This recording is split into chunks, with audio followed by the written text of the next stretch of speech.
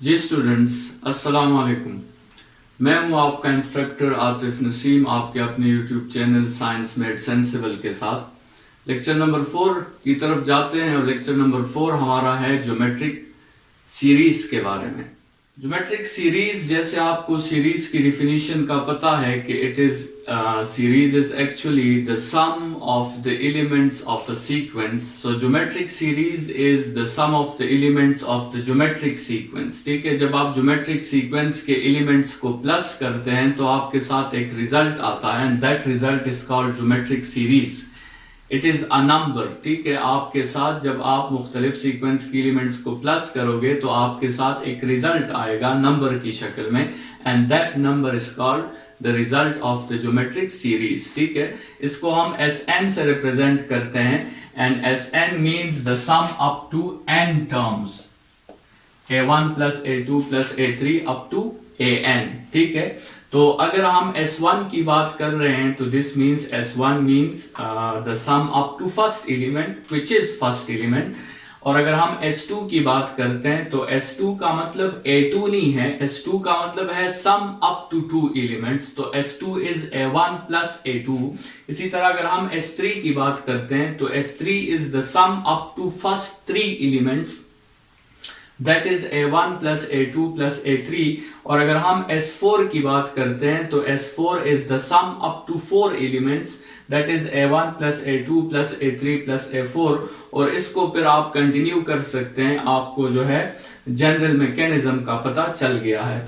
अगर आप इन दो फार्मूलाज को देखें, S1 और S2 के फार्मूला को, तो इन दो फार्मूला से आप एक इंपॉर्टेंट रिजल्ट निकाल सकते हैं that S2 minus S1 is equal to, अगर हम S2 S1 से माइनस करें तो A1 आपके साथ कैंसिल हो जाएगा, you will only get A2।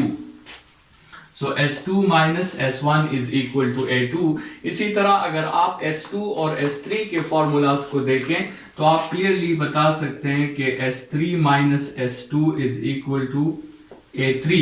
ठीक है, और अगर आप इसी तरह S3 और S4 के फॉर्मूला को देखें तो आप लिख सकते हैं कि S4 minus S3 is equal to A4। ठीक है, अगर आप S4 और S3 को जो है यहाँ पुट करें तो आप देख लेंगे कि A1 A2 A3 एक दूसरे के साथ कैंसिल आउट हो जाएंगे and we will only get A4। ठीक है, तो ये कुछ फॉर्मूलाज जो है वो आपने इस सीक्वेंस को, इस 4 इक्वेशंस को स्टडी करके कुछ और फॉर्मूलाज अपने लिए बना लिए हैं जो आपको क्वेश्चन सॉल्यूशन में हेल्प कर सकते हैं। इन फॉर्मूलाज को अगर हम देखें तो हम इन फॉर्मूलाज को जनरलाइज कर सकते हैं and the generalised form of these formulas would be something like this, that Sn minus 1 is equal to An। ठीक है, देखें ये आपके साथ 4 है तो यहाँ 4 से एक डिजिट कम है और यहाँ दोबारा 4 है, तो अगर आप इसको जनरलाइज कर लें so you will get Sn minus Sn minus 1 is equal to An। ये फॉर्मूला जो हमने यहाँ पे लिखा है ये अर्थमेटिक और ज्योमेट्रिक दोनों के लिए ट्रू है, आप ये फॉर्मूला दोनों पर अप्लाई कर सकते हैं। तो ये आपके साथ ज्योमेट्रिक सीरीज है और उसकी जनरल रिप्रेजेंटेशन हमने डिस्कस कर ली।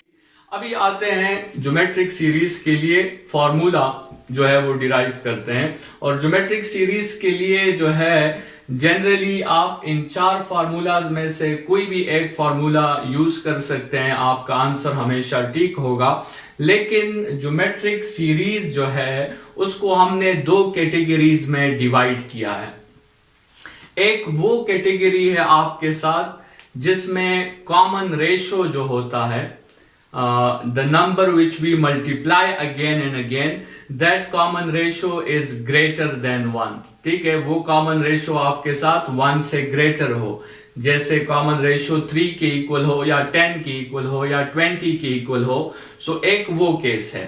ठीक है, और एक वो केस है जिसमें कॉमन रेशो 1 से कम हो, जैसे कॉमन रेशो 1/2 के इक्वल हो या 1/3 के इक्वल हो या 0.5 के इक्वल हो या 0.1 के इक्वल हो। तो या तो ज्योमेट्रिक सीक्वेंस वो होते हैं जिनका कॉमन रेशियो 1 से ग्रेटर होता है, और या ज्योमेट्रिक सीक्वेंस वो होते हैं जिनका कॉमन रेशियो 1 से कम होता है।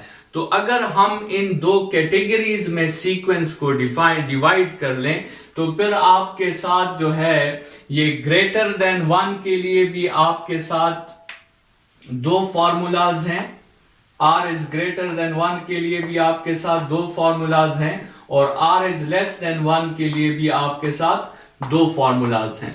ठीक है, और ये अगर आप देखें, लेट्स सपोज अगर इस फॉर्मूला को आप देखें तो इस फॉर्मूला से हमने न्यूमरेटर और डिनोमिनेटर से हमने माइनस कॉमन कर लिया है, और वो माइनस माइनस कैंसल आउट हो गए हैं, तो हमारे साथ ये फॉर्मूला आ गया है।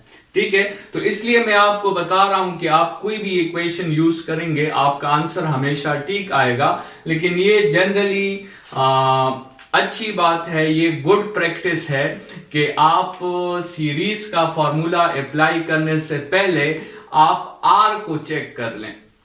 अगर r ग्रेटर देन 1 है तो आप इन दो फॉर्मूलाज में से कोई एक फॉर्मूला चूज कर सकते हैं, और अगर r लेस देन 1 है तो फिर आप इन दोनों फॉर्मूलाज में से कोई फॉर्मूला चूज कर सकते हैं। ठीक है, it is a good practice. Otherwise इनमें से आप कोई भी फॉर्मूला चूज करेंगे आपका आंसर जो है हमेशा करेक्ट आएगा, लेकिन गुड प्रैक्टिस ये है कि आप सीरीज का आंसर फाइंड करने से पहले आप उनके एलिमेंट्स में r फाइंड कर लें, और r के मुताबिक फिर आप फॉर्मूला अपने लिए चूज कर लें। ठीक है, तो मैं आपको सजेस्ट करूंगा कि आप इसी मेथड से जाएं और आप सबसे पहले r फाइंड करें। अगर आपका r मॉड्यूलस 1 से ग्रेटर है तो फिर आप ग्रेटर देन 1 वाले फॉर्मूलाज यूज कर सकते हैं, और अगर आपका r मॉड्यूलस लेस देन 1 है तो फिर आप लेस देन 1 वाले फॉर्मूलाज यूज कर सकते हैं। बाकी फॉर्मूलाज में जो सिंबल्स यूज हुए हैं उसका आपको ऑलरेडी पता है, ये फर्स्ट टर्म है, ये common ratio power n minus 1 divided by r minus 1। ये सारे सिंबल्स आपको पहले से पता है, ज्योमेट्रिक सीक्वेंस में हमने इन सिंबल्स पे बात की है। इन सारे सिंबल्स में वही 4 सिंबल्स यूज हुए हैं। n से मुराद nth टर्म है, a से मुराद फर्स्ट टर्म है, r से मुराद कॉमन रेशियो है, और n से मुराद आपके साथ टोटल नंबर ऑफ टर्म्स हैं। तो ये 4 फार्मूलाज आप अपने साथ याद रख सकते हैं, और इन 4 फार्मूलाज के हेल्प से हम जो है ज्योमेट्रिक सीरीज का आंसर फाइंड कर सकते हैं।